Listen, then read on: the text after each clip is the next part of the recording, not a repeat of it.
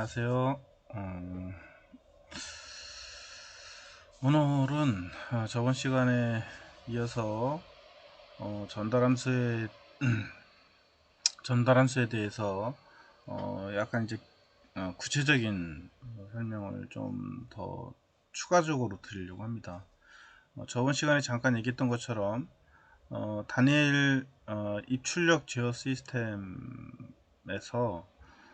일반적으로 우리가 시스템을 설계를 할 때는 주로 이제 기본적인 모델을 가지고 해석을 하거나 이제 설명을 많이 하게 되는데, 여기에 저번에 초기에도 얘기했던 것처럼 이 시스템에는 기대하지 않았던 그런 어, 우발적인 내용이나 뭐 이런 그 상황들이 발생을 할 수 있다라고 하는 거죠.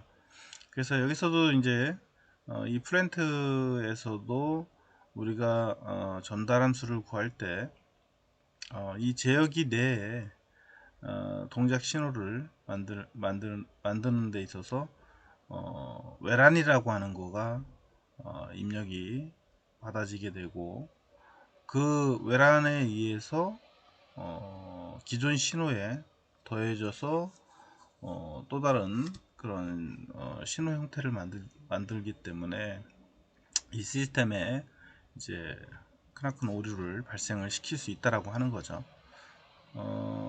또한 외란 같은 경우는 뭐 저번에 잠깐 얘기했던 것처럼 이제 바람이 불거나 뭐 이런 특수한 경우들이 이제 그 대표적인 예가 되겠죠. 그 다음에 이제 우리가 이 피드백을 시스템에서 피드백을 받을 때 이 피드백을 받는 시스템이 이제 주로 센서를 많이 쓰게 될 텐데, 센서의 예를 들다라고 한다면 센서에 이제 오차들이 발생을 할 수가 있겠죠. 그 센서에 대한 오차 값이 이제 여기서는 NS로 표현했는데, 그 값이 더해져서 피드백이 된다는 거죠. 그러면 그 센서의 오차 값도 결국은 시스템에 영향을 미치겠죠, 당연히. 그러니까 아이디어란 케이스는 이 외랑과 센서의 오차값이 존재하지 않는 경우에는 아주 아이디어란 케이스의 제어기가 생성이 되겠지만, 실제 이제 제어기를 만들게 되면 우리가 기대하지 않았던 그런 이제 외란이라든가 아니면 센서나 이런 값에 의해서 발생하는 오차들이 들어갈 거라고 하는 거죠. 그래서 그런 신호들을 제어기에 잘 녹여서 동작하도록 하게 되면 이제 안정된 그런 시스템이 되게 된다는 거죠. 여기서 이제 용어를 잠깐 보면 플랜트의 출력 신호를 이제 YS로 잡았고요. 그 다음에 피드백 할 때 이제 센서 잡음을 우리가 이제 NS로 표현을 했고요. 그러니까 센서 잡음이라고 하는 게 이제 들어간다라고 하는 거죠. 그 다음에 RS는 당연히 기준 입력으로 출력 신호의 이제 목표치가 되겠죠. RS는. 그 다음에 기준 신호와 출력 신호의 이제 피드백 신호의 오차, 이 두 개의 이제 RS 값하고 피드백된 값하고 해서 이제 보완된 오차 값을 이제 ES로 표시를 한 거고요. 그 다음에 제어 시스템의 목표가 이제 ES가 0이 되도록 하는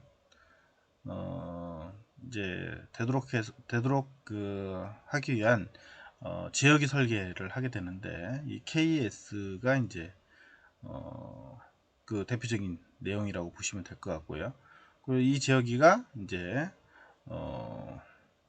신호를 줘서 값을 조절을 해서 이제 제어를 하게 되는 이런 구조가 될 겁니다. 그래서 그러면 이 시스템을 우리가 이제 두 가지로 해석을 정리를 할 수가 있어요.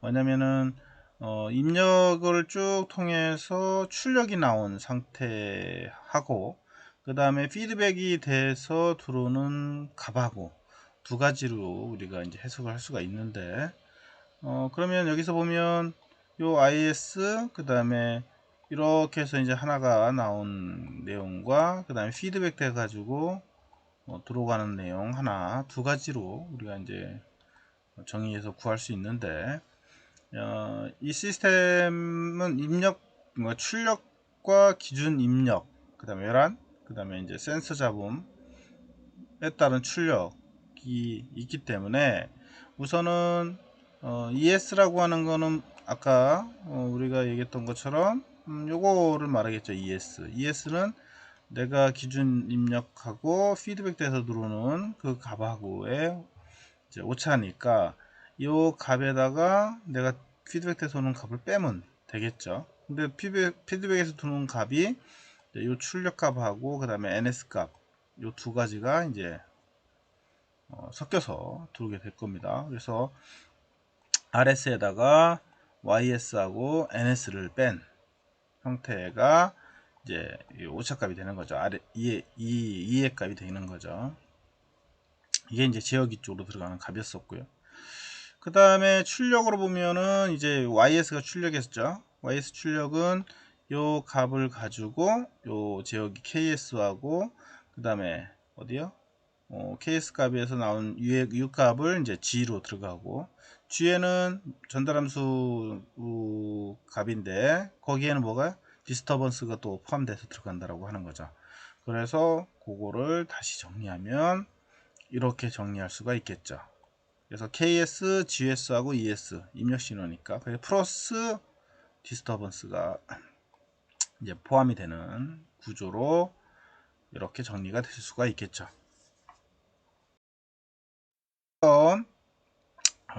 요 두 식을 가지고 정리를 해보자는 거죠. ES를 이제 여기다 대입을 하는 거죠. 이쪽에 ES에다가 대입을 해서 정리를 하면 이렇게 정리가 될 수 있다는 겁니다. 그래서 Y하고 그 다음에 이런 식으로 정리가 되고요. 그 출력 YS에 대한 식을 다시 정리를 해보자는 거죠. 왜냐면 이 뒤에 YS가 포함되어 있기 때문에 이걸 또 이쪽으로 보내야겠죠. 이쪽으로 돌려서 보내고 정리를 해야겠죠. 그래서 얘를 반대쪽으로 보내서 정리하면 1 플러스 KS GS 이렇게 되겠죠. 그래서 Y로 이제 빼내면 그래서 이제 Y 1 플러스 그 다음에 K S 하고요. 그 다음에 GS 하고 이게 정리가 돼서 요게 이제 Y S로 이렇게 이제 정리가 되겠죠. 이렇게 그렇죠? 그래서 요 값을 가지고 나누는 거죠. 전체적으로. 그러면 이렇게 나오겠죠. 그래서 RS에 대한 값, 그 다음에 NS에 대한 값, 그 다음에 DS에 대한 값, 디스터번스, 그 다음에 센서, 그 다음에 이제 전달함수 이렇게 이제 표현이 될 거라고 하는 거죠. 그래서 시스템 안에는 이런 형식으로 외란하고 센서 잡음이 입력돼서 하나의 시스템이 이제 구성이 된다 라고 하는 걸 보여준 거고요. 그래서 그거를 이제 정리를 해서 이렇게 이제 구성한 거예요. 그래서 이제 피드백 제어 시스템의 출력이 기준 입력 RS, 그 다음에 센서 잡음 NS, 그 다음에 외란 디스터번스 이렇게 해서 이거의 합으로 이제 출력이 된다 이렇게 이제 보시면 될 것 같고요. 그러니까 이제 그 내용들을 항상 고려를 해 줘야 한다는 거고요. 여기에서 이제 몇 가지 정의를 하고 가자라고 하는 겁니다. 그래서 위에 이제 KS하고 GS는 당연히 루프의 전달함수들을 의미를 할 거고요. 그 다음에 1 플러스 KS는 교환차 전달함수라고 얘기를 하고 있고요. 그 다음에 1 플러스 ks gs 요걸 말하죠. 요거는 감도의 전달함수다. ps로 표현했는데 감도의 전달함수. 그 다음에 얘 앞에든 뒤에든 간에 요 내용 뭐예요? 페르프에 대한 전달함수 q를 의미를 하더라 라고 하는 거. 그래서 각각에 대한 이제 전달함수의 정의니까 큰 특별한 의미는 없고요. 그 개념만 좀 알아뒀으면 좋겠습니다. 그래서 피드백 제어 시스템의 출력은 뭐다? 기준 입력하고 그 다음에 센스 잡음 외란에 의한 형식으로 출력 외란의 출력이 합으로 출력이 된다. 이 정도는 좀 알아놓고 넘어갔으면 되겠습니다. 자, 그러면 이제 여기까지 우리가 전달함수에 대해서 좀 정리를 해 봤고요.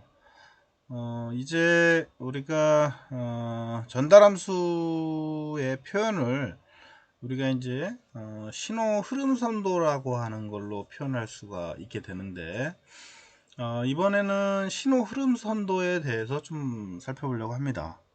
그래서 신호 흐름 선도를 정의를 좀 한다면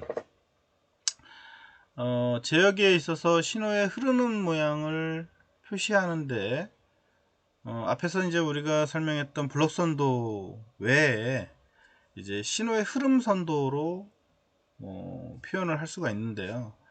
요거는 좀 어떻게 보면 복잡한 계통의 해석을 좀 쉽게 하기 위해서 사용하는 방식이라고 보시면 될 것 같아요. 그래서 어떤 책에는 소개가 안 되는 경우도 있고요. 그래서 그 어떤 책에는 또 소개가 되고 이러는데 이게 이제 자격증 시험이나 좀 시험을 위주로 볼 때는 또 나오는 것 같아요. 그래서 좀 알아뒀으면 좋겠고요. 메이슨이라는 사람이 처음으로 제안을 해서 쓰고 있는 방식이고요. 그러면 요 신호 흐름 선도는 말 그대로 신호들이 흘러가는 거를 이제 화살표나 이런 걸 가지고 표현을 하는 거라고 보시면 될 것 같아요. 그런 신호 흐름 선도의 이제 표현에 있어서 결국은 얘도 마찬가지로 선형 방정식을 도식적으로 표현하기 위해서 이제 하는 거라고 보시면 될 것 같고요. 그래서 주로 이제 마디, 우리가 이제 노드라고 얘기를 하죠. 마디하고 각 마디를 이제 연결을 하는, 노드와 노드를 서로 연결을 하는 이제 가지, 여기 이제 브랜치라고 하는데 가지로 이제 구성이 되어 있다라고 하는 거죠.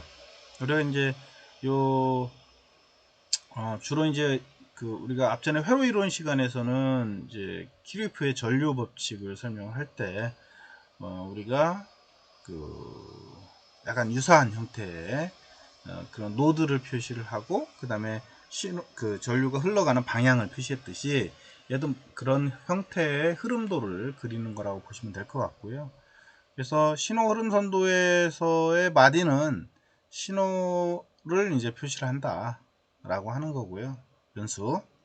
그 다음에 가지는 브랜치는 이제 화살표 방향으로 신호가 이제 전달해지는 거를 표현한다. 그래서 이제 주로 화살표 방향으로 표시하고 거기에 전달하는 형태는 신호의 전달 흐름을 나타낸다. 이렇게 이제 정의하시면 될 것 같습니다.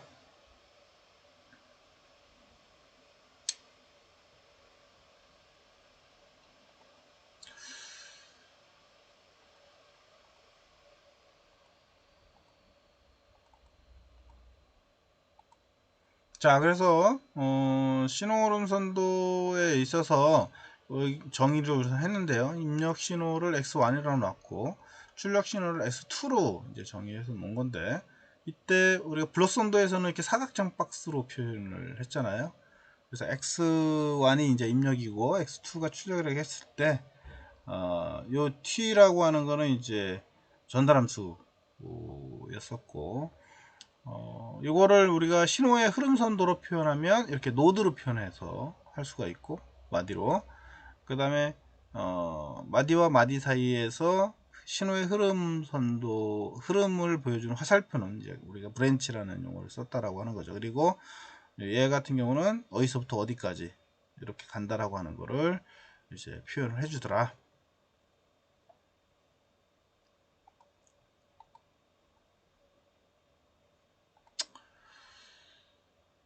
뭐 앞전에 요 내용에 대한 설명이니까요. 참고로 보시면 됩니다. 그래서 신호의 흐름 선도를 나타낸다. 그 다음에 앞에 첨자 마디 1, 2는 바로 그 신호 1과 그 다음에 2, 그리고 가지의 1, 2는 화살표 방향으로 표시하는데 1번과 2번 마디의 신호 전달을 의미한다. 그래서 이렇게 이제 표현한 거죠. T의 1, 2는 1에서 2로 신호가 전달되는 것을 의미한다. 이렇게 이제 얘기하고요. 이거를 우리는 이제 이득 트랜스미터 또는 이제 이득 게인 뭐 이렇게 얘기를 한다라고 하는 거죠. 그래서 각각에 대한 신호의 이제 전달 함수라고도 얘기한다고 얘기를 했었죠. 그래서 우리가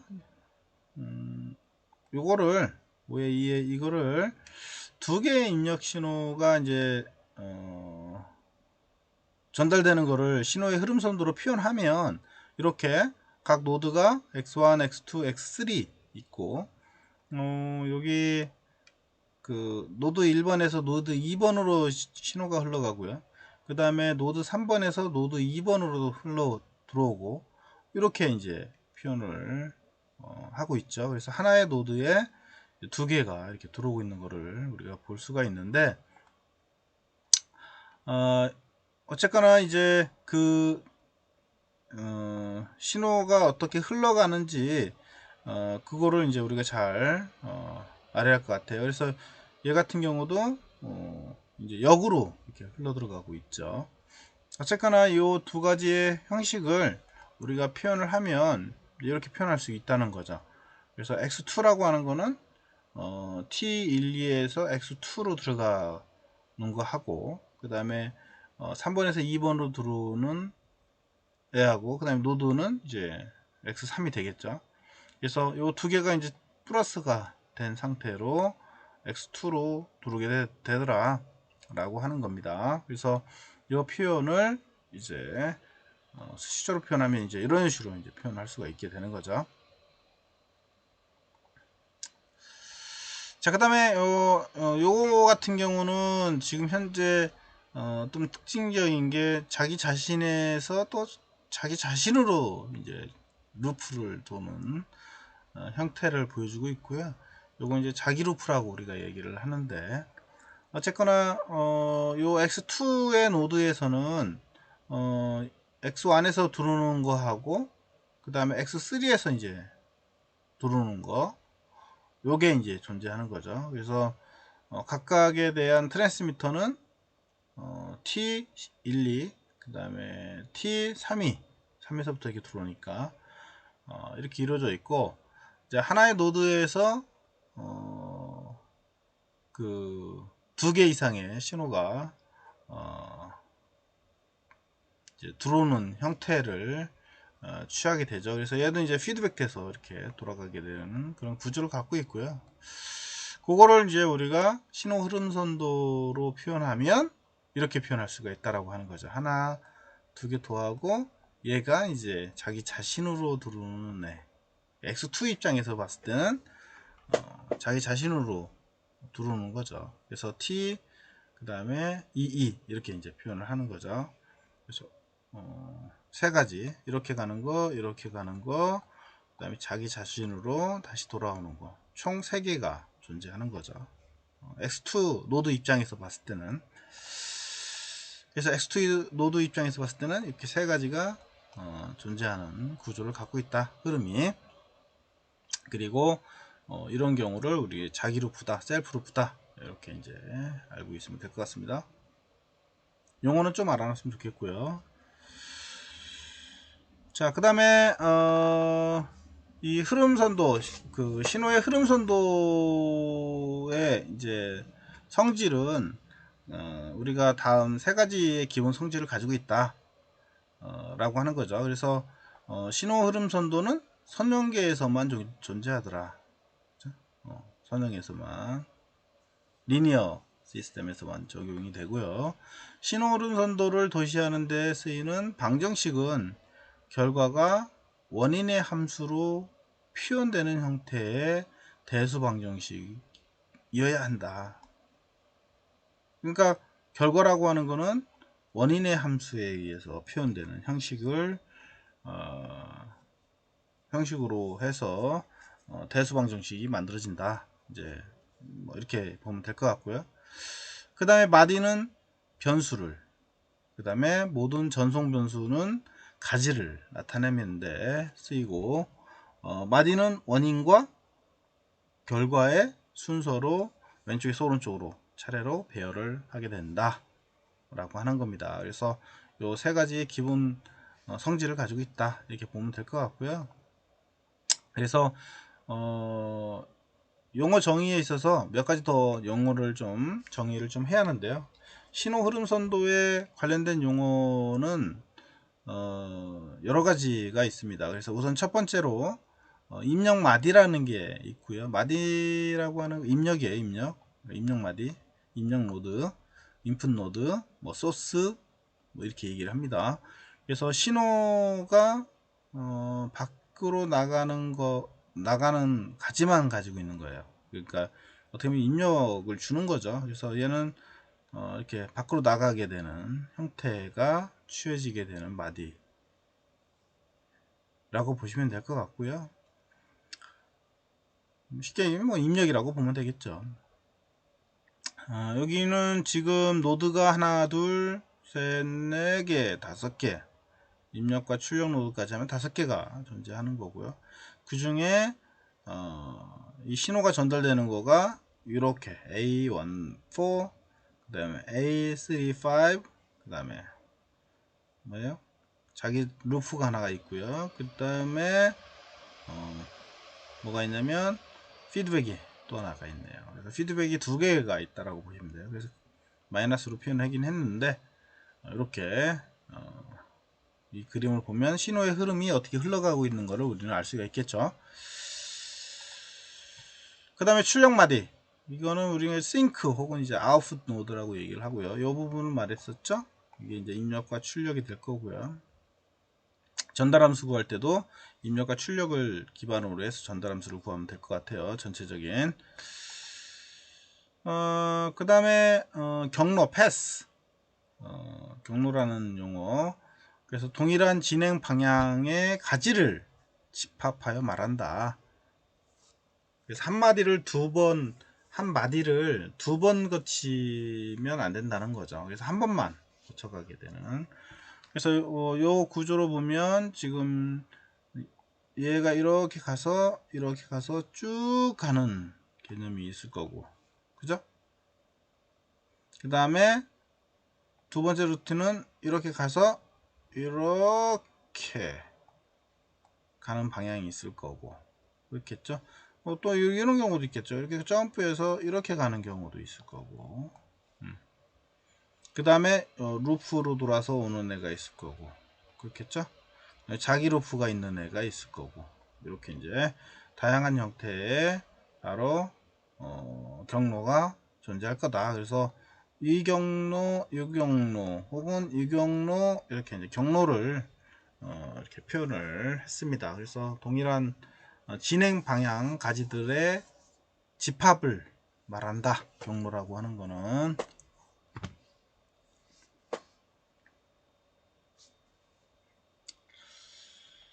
한마디를 거쳐서 2번을 진행하면 안 된다라고 하는 거고요. 그 다음에 전향 경로라는 게 있다. 전향 경로는 입력 마디에서 출력 마디까지 경로 중에 동일 마디를 2회 이상 통과하면 안 된다 라고 하는 거고요. 전향은 말 그대로 forward니까 앞으로 쭉 가는 거가 되겠죠. 그래서 꼭 입력마디에서 출력마디까지의 경로 중에 동일 마디를 2회 이상 통과하지 않아야 한다. 2회 이상을 가면 안 돼요. 1회, 2회까지는 되는데, 그래서 이렇게 두 가지만 만들 수가 있다라고 하는 거죠. 그 다음에 경로 이득은 패스 게인이라고 우리가 얘기를 하는데, 각각의 경로에 흘러갈 때 이득들이 존재했었죠. 예를 들면 여기에 보면 요 A12, A23 이런 식으로. 그래서 경로 이득은 어떤 경로를 지날 때 그 경로에 포함된 가지, 그러니까 브랜치의 이득을 의미를 하고 항상 이 이득을 곱하게 된다라고 하는 거죠. 그래서 AX1에서부터 X5까지 갈 때, 그러니까 forward pass로 갈 때 우리가 이득은 결국은 뭐뭐뭐뭐 요거 그 다음 얘 이렇게 총 4개의 이득이 곱해진 형태로 표현이 되겠죠. 이렇게. 자, 그 다음에 신호 흐름 선도에서의 이제 루프가 있는데, 루프는 한마디로 한 마디에서 시작해서 다시 그 마디로 돌아오는 거를 말하게 된다라고 얘기를 했었고요. 그래서 모든 마디는 2번 이상 거칠 수 없다. 얘도 마찬가지예요. 그래서 한 마디를 거쳐서 이렇게 돌아오는 거를 우리 이제 루프다. 하나의 이렇게 도는 형태를 말하게 되겠습니다. 그 다음에 루프 이득도 마찬가지예요. 루프도 이득이 있죠. 그래서 루프 이득은 루프의 경로를 돌면서 존재하는 이득을 말한다 라고 하는 거고요. 주로 루프 피드백인 루프들은 뭐예요? 앞에 마이너스가 붙어서 이제 표현을 하게 된다라고 하는 거죠. 결국은 얘 같은 경우는 페르프의 개념인데 이렇게 한 바퀴 삥 도는 거잖아요. 그래서 결국은 A23, 그 다음에 A24, 34, 그 다음에 A42, 4에서 2로 가는 거니까 42, 앞에 이제 마이너스 피드백 되니까 마이너스가 있는데요. 그래서 결국은 앞에 마이너스를 붙인 거예요. 모든 이득이 곱해져서 표현을 하게 되고 이제 페르프를 피드백 되기 때문에 이제 마이너스 부가 이제 존재한 거고요. 그 다음에 자기 루프인 경우도 마찬가지예요. x2에서 x2로 가는 경우는 하나만 존재하는데 이 경우도 마이너스 a to 2 이렇게 해서 자기 루프를 표현을 한다 라고 하는 거고요. 자, 그러면 좀 쉬었다가 다음으로 넘어갈게요.